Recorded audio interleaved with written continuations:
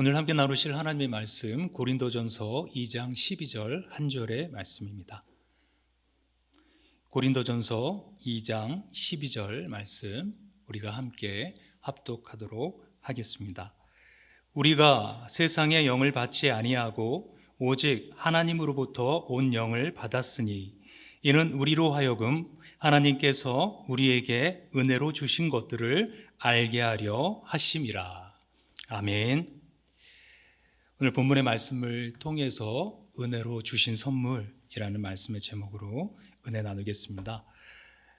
우리는 이 코로나19 사태를 겪으면서 그간 우리의 일상과 이 평범함으로 여겼던 것들이 실은 얼마나 소중하고 이 가치 있는 것인가를 알게 되었습니다. 이 사람들의 얼굴을 보면서 대화와 식사를 할 수 있었던 것이, 특별히 우리 교회 안에서 또 예배 후에 교제하며 식사하는 그런 모습들이요.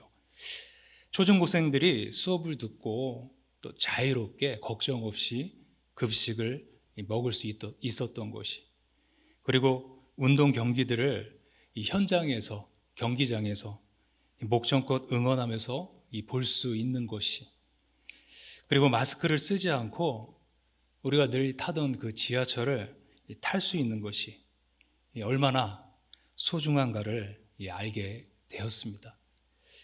코로나19 감염 사태가 없었다면 대부분의 사람은 이런 소중함을 인식하지 못하고 당연하게 여기다가 생을 마쳤을 것입니다.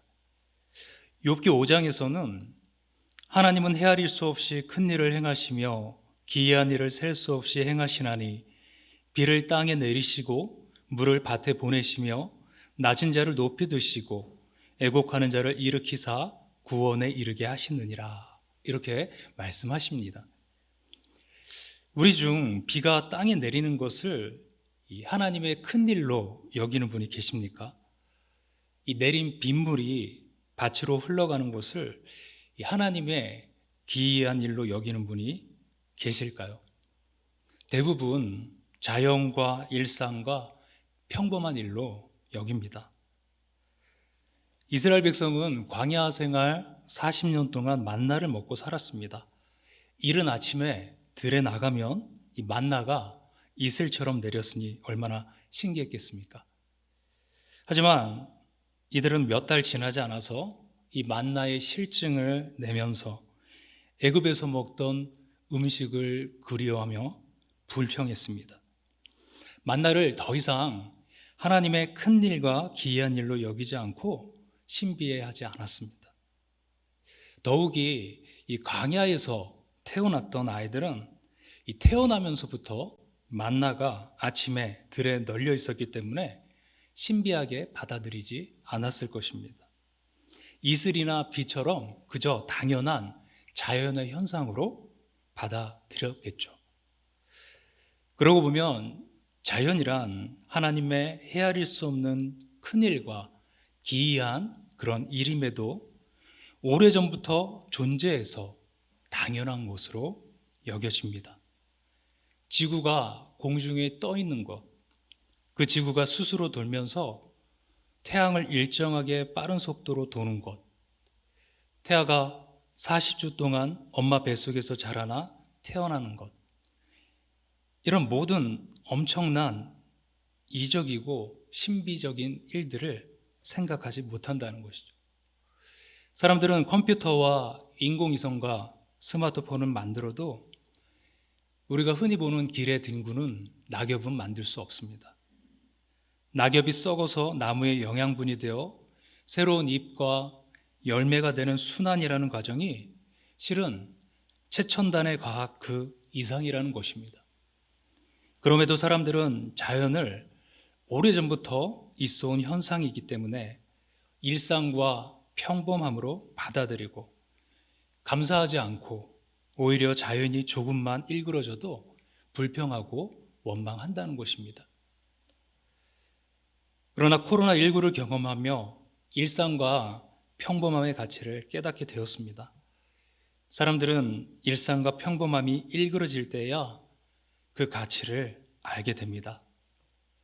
미세먼지로 인해서 깨끗한 공기의 그 가치를, 가뭄과 홍수로 인해서 적절한 비의 가치를, 또 폭염과 폭한으로 인해서 적당한 온도의 가치를 알게 되는 것이죠. 하나님께서는 일반인들의 죄를 억제하고 무딘 마음을 일깨우시기 위해서 이처럼 일상과 평범함을 일그러뜨리십니다. 하나님의 능력과 은혜가 없으면 사람들은 한순간도 이 땅에서 생존하기 불가능함을 일깨우시고 영혼을 생각하게 하시고 악한 정욕을 억제시키십니다. 하나님께서 일반인들에게 이러한 은혜의 사역을 하신다면 사랑하는 신자에게는 과연 어떤 일을 하실까요?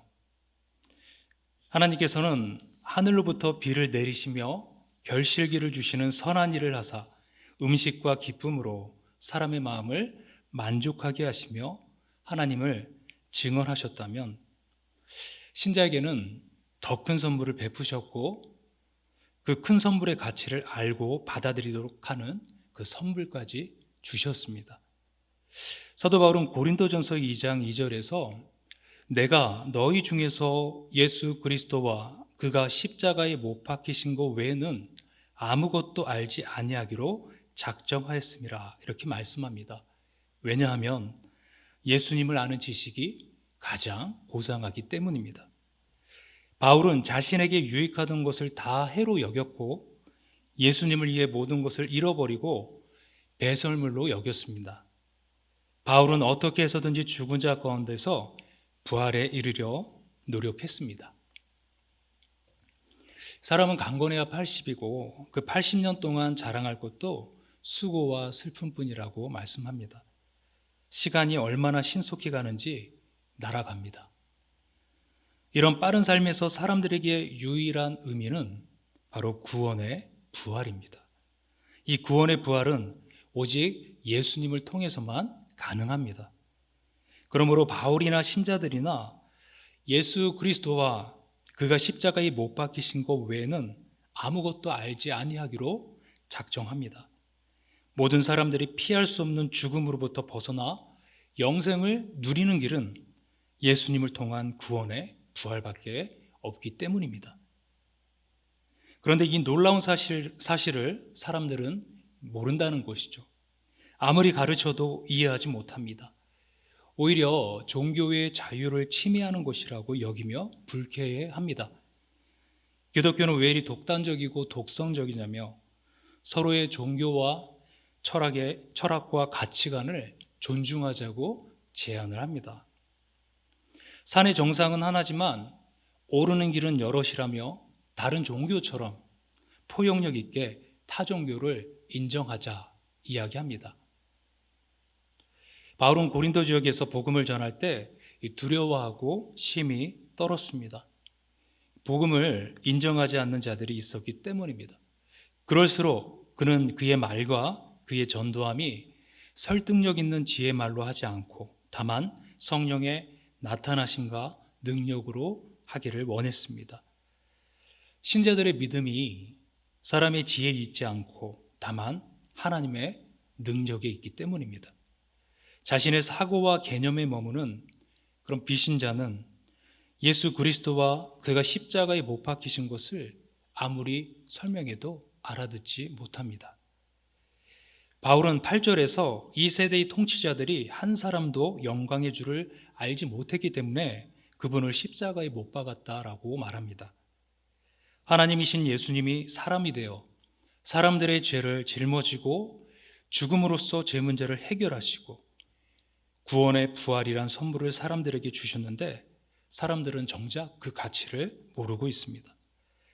사람들은 자신을 구원하려고 오신 그 예수님을 십자가에 못 박아 죽이기까지 했습니다. 선물 그 자체이신 예수님을 거부하고 죽인 것이죠. 무엇이 진정한 선물인지 모르기 때문에 빛과 어둠을 구별하지 못해 발생한 일입니다. 그런데 하나님께서는 사람들의 이러한 무지와 난폭함과 제약까지도 오히려 선하게 사용하셔서 그들이 죽인 예수님을 통해 사람들의 죄가 사해지도록 하는 놀라운 일을 이루신 것입니다.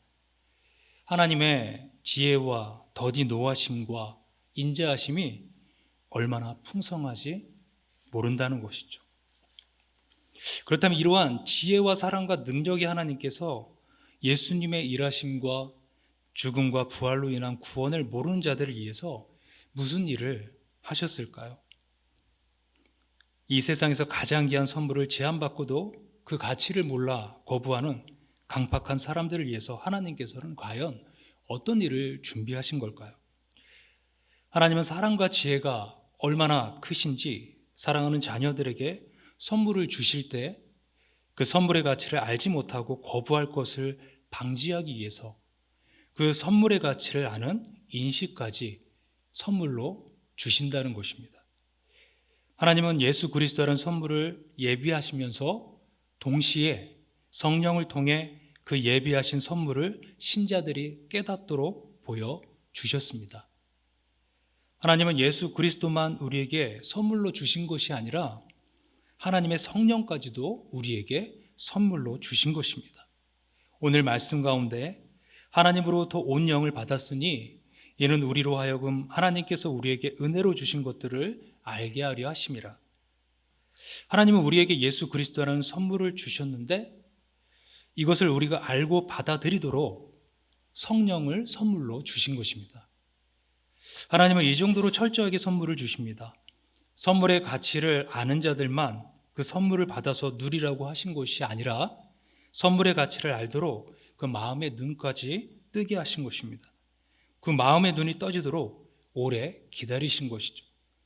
아브라함과 이삭과 야곱과 요셉 등이 나오는 창세기는 하나님께서 그들의 마음의 눈이 활짝 뜨여서 이제는 하나님만을 자신의 방패와 상급으로 받아들이도록 하나님께서 오래 기다리시고 그들을 키우신 과정을 그린 것입니다.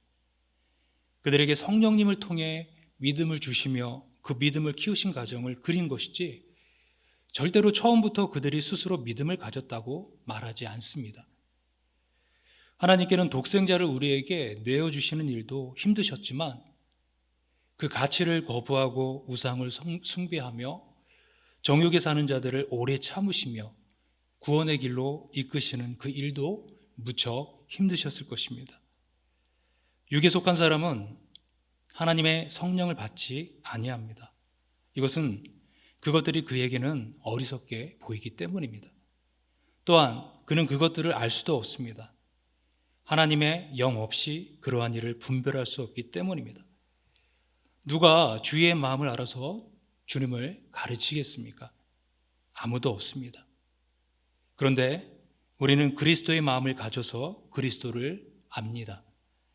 하나님께서 그리스도를 주실 뿐만 아니라 그리스도를 아는 마음을 성령을 통해 주시기 때문입니다. 하나님은 우리에게 선물하실 때 찔끔 주시는 것이 아니라 마치 종합 선물 세트로 주는 부모와 같이 그 모든 것을 주십니다. 단순한 선물만이 아니라 선물을 받아들이는 그 마음까지 허락해 주시는 것입니다. 여러분은 누군가에게 선물을 줄 때 얼마나 주십니까? 오래 참으며 온유한 모습으로 사랑하십니까? 상대방이 선물의 가치를 모르고 오히려 공격하고 불평해도 그 고통을 감수하면서까지 선물을 주려고 하시는지요? 선물을 주는 자체도 마음을 크게 쓴 것이고 무엇인가를 희생한 것입니다. 그런데 상대방이 이것을 거부할 때 재차 선물을 제시하는 일은 말처럼 쉽지 않습니다.